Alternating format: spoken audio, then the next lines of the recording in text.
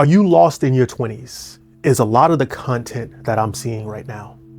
And filtering that content through the eyes and the mind of a 50-year-old, especially when a lot of that content is coming from people barely out of their 20s, it just seems a little off to me. And I don't think a lot of those content creators are producing content with ill intent. I just think they don't see the downstream consequences. It's a perfect example of the road to hell is paved with good intentions.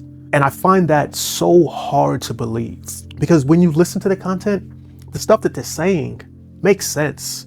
Things that have better focus, understand relationships, develop skills, work on yourself. All those things are completely rational things that you should do. Things that if you did better would ultimately lead you to a better outcome. But where I see it is regrets in your 20s, when you're basically just starting, that's a hard line to draw. I'm gonna say for me, my 20s were great. They weren't the best. I did things wrong. I didn't have everything figured out. But if I look back at them now, filtered through the eyes of a 50-year-old man, there's not many things that I regret in my 20s.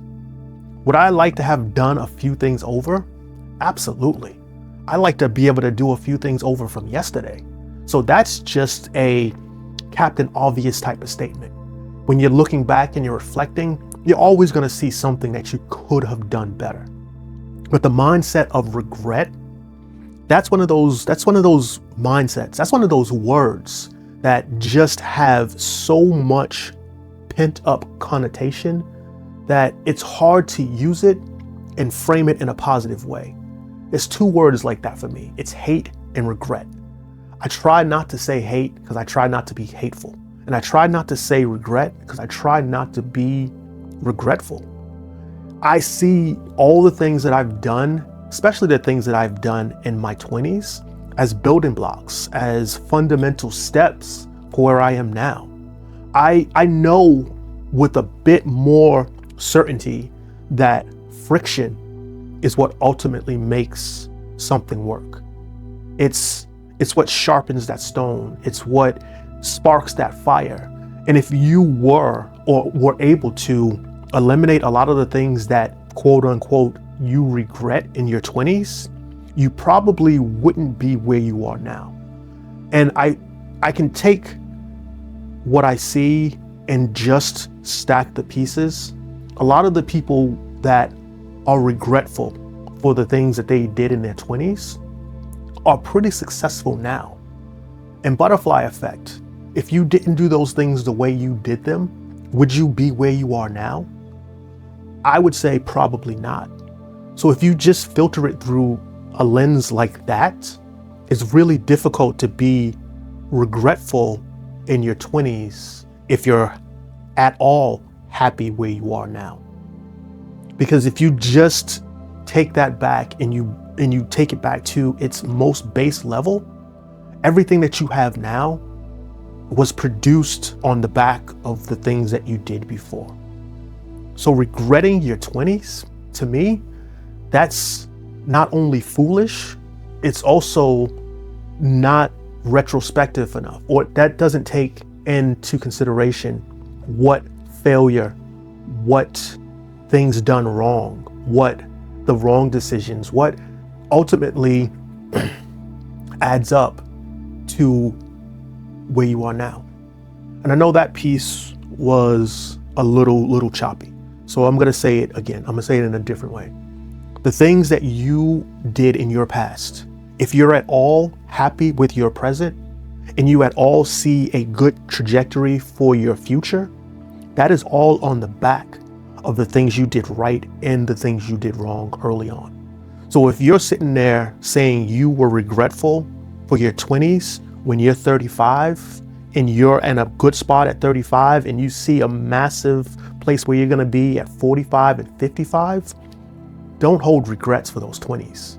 It just doesn't make sense. It's not feasible. It's not the type of information that you should put out there. Because I was watching a content creator, and what sparked this whole thing is they were talking about things that they regretted in their 20s. And like I said, they were all pretty good, solid things. But there was just something in the back of my mind that just like, this feels like it's not going to lead people who possibly have questions, doubts, lead them in a positive direction.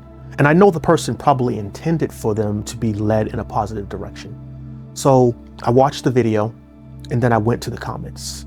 It didn't take more than 4 or 5 comments for this one comment to stick out. And it made me realize my spidey senses, they were absolutely correct. And I'm going to paraphrase it. It was an 18-year-old kid saying, I have been worried about messing up my 20s. So I'm glad I found this content.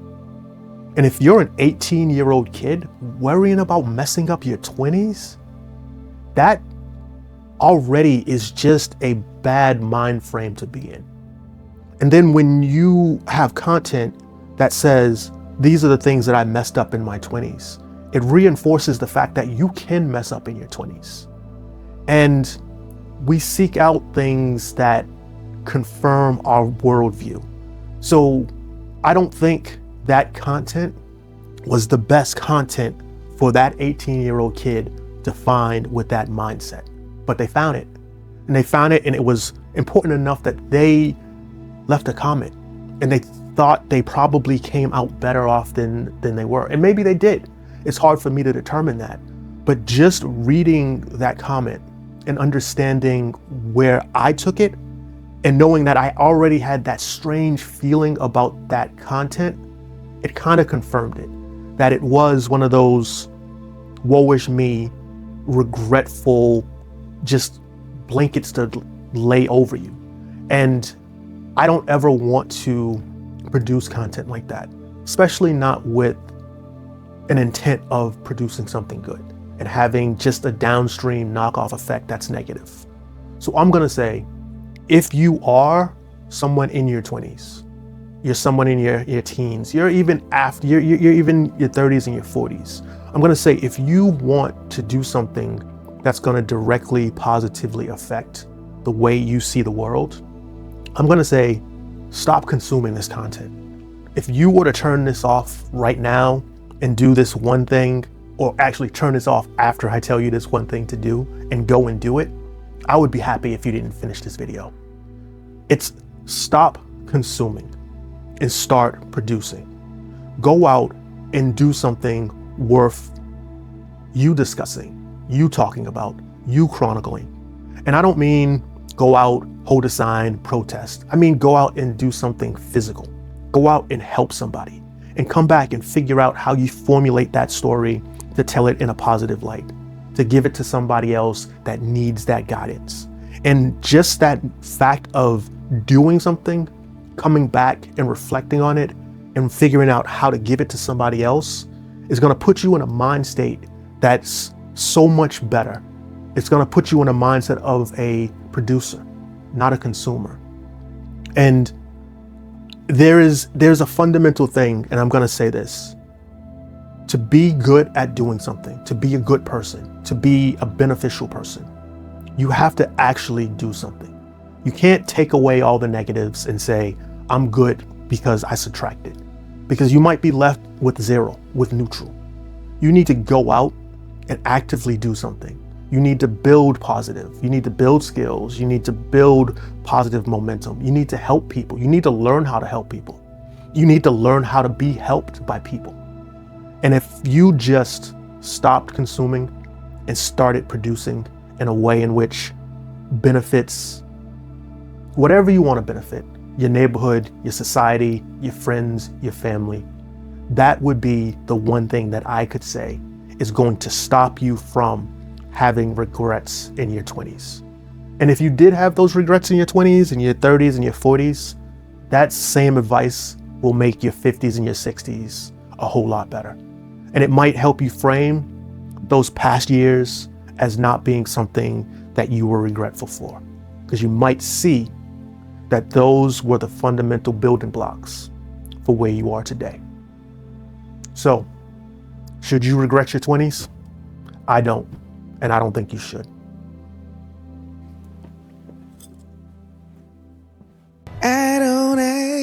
for too much.